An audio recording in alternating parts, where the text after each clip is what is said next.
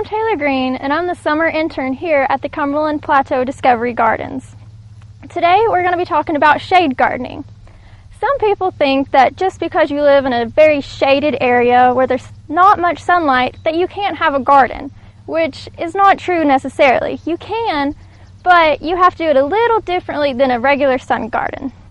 So first you have to define what kind of shade you have. So the 4 types of shade is deep shade, which is where you get no sunlight at all during the day. You have part shade, which is full sun and full shade both throughout the day. You have light shade, which receives 4 to 5 hours of sunlight during the day, and full shade, where you get no sun or less than 1 hour of sun during the daylight. So now you can move on to prepping your bed. And prepping your bed is all about preparation and location. So you want to begin by marking off the area of where you want your garden by using a water hose or sticks or flags or whatever you would like to use. And it would be a good idea to do a soil sample test on your garden, because some plants like different pH levels in the soil to grow and thrive in the environment. So you can contact your local extension office to get a soil test kit. And you want to till your soil by removing the rock, the stones, the debris, and adding fertilizer of your choice. And now you can choose your mulch, whatever kind of mulch you want. You can use the pine bedding, you can use hardwood, or compost matter for your mulch. And mulch has several different advantages. It can help control weeds, it can conserve the moisture in your soil, and it adds contrast and color to your garden. And you need to know a little about watering your plants. A lot of people love to go out every day and water their plants. But in the shade garden, there's not much sunlight, so the plants don't consume as much water as sun plants.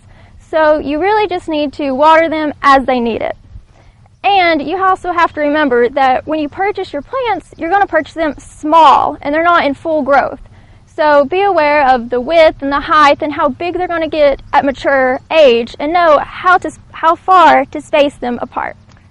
And now you can go to your local plant store and purchase your plants. So this is the fun part for me.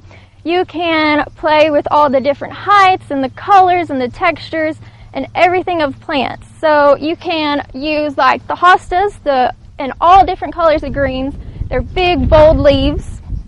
And you can put them next to the coleuses, which are, the cream and the light green, or you can have this lovely purplish red color. And they play off each other, making a lovely contrast in your garden. And what I really like about gardens is having a focal point somewhere in your garden, whether it's a seating area, a sculpture, a structure, some sort, to just grab the people's attention in your garden.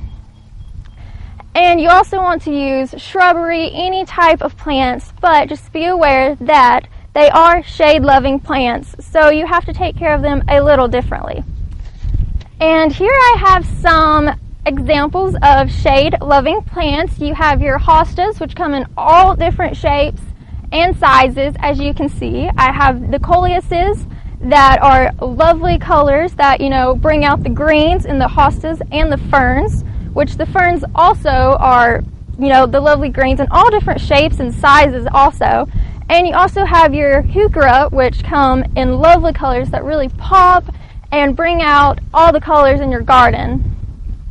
So, now that you know a little bit more about shade gardening, I hope you're ready to go plant your own. And remember to have fun with it and just do a little research and maybe a little reading, and you can have a wonderful, amazing looking shade garden.